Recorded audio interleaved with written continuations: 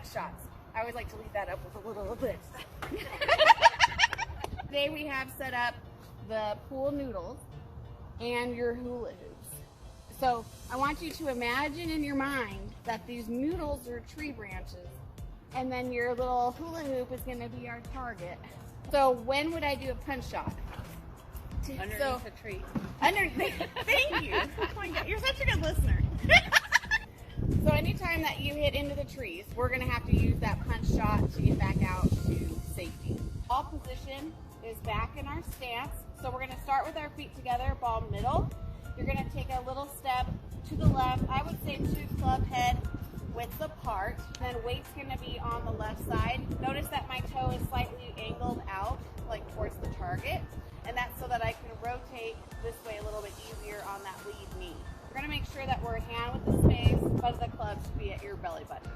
We're going to shift the weight to the lead foot. So we're going to go 60% on the lead foot, 40% on the trail foot, hands arched or inner left thigh. What I like to think about when I'm doing these shots is keeping it smooth. I mean, the faster you speed up, the uglier the shot, okay? The other thing is maintaining that posture. So if for some reason you go down, you're gonna hit way back here, or if you fall back on your heels, you're probably gonna top it. Resisting the urge to see it, right? So this is a shot, and I don't say this very often because it limits hip rotation. You wanna keep your head down, because if you do this, you're probably gonna hit the forehead of the ball. So just really maintaining that posture, keeping your head super still. I would say acceleration's probably about like a 6 out of 10. And we're gonna find our intermediate target. We're right here. Our club face to that point. Okay, I'm gonna grip it with the groove square, so 12 to 6 o'clock. I'm gonna take our bow, or head forward, butt back, and then we're gonna shift to the left. I'm gonna try to land it like halfway. And the biggest mistake that I see people making when they do punch shots is they're too aggressive. So for example, let's say Katie's playing and she hits it under a tree and she's like, okay, I want the ball to end up in the middle of the fairway, right? So she's looking at the middle of the fairway. Most likely her ball's gonna land in the middle of the fairway because that's what's in her head. And then guess what? That's your 50% point, and then it's gonna roll out another 50% into a tree on the other side.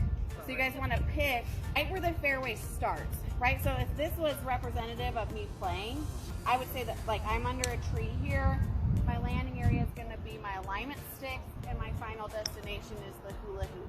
And I'm gonna allow it to roll out to the hoop. Okay, so the biggest, really look at 2 things when you're deciding which club to hit. Number 1 though is always gonna be your lie, right? Like how fluffy is your grass? Is it hard pan? Hard pan is like really short grass. If you had really good grass, let's just say you did, you could pick any club you want. The worse the lie, the shorter the club you're gonna grab, right? So if I had the worst lie ever, I'm grabbing sandwich. Now that's a problem though if I'm under a tree, so maybe I'd grab like a 9, right? If it's really fluffy though, and the tree is fairly high and I got a little bit of room, you could go all the way up to hybrid. Don't know if this will launch too high or if it will hit the branch. So you step on the club face, that's how high it's gonna come out. It is a little more difficult than an iron because the loft is lower. So the longer the club, the more important it is to keep that head still and to maintain that posture. We want to maintain that nice smooth tempo. Setting up for my punch shot, just like in irons, I got feet together, hand with the space, you know, step to the left, and then I'm going to shift my weight to the left. Notice what happens when I forward press. My club face just opens. The reason why that's happening is because with an iron, the shaft is inserted from in front of the club face. So when we forward press, all it does is hood the loft or lower the loft, right? But if I have a hybrid where the shaft was inserted from behind the club face, now I got a problem. So when I forward press, it opens the club face up to the right, okay? So what we're gonna do to offset that is just aim more left, okay? So what I suggest you do, where we set up, hand with the space, right?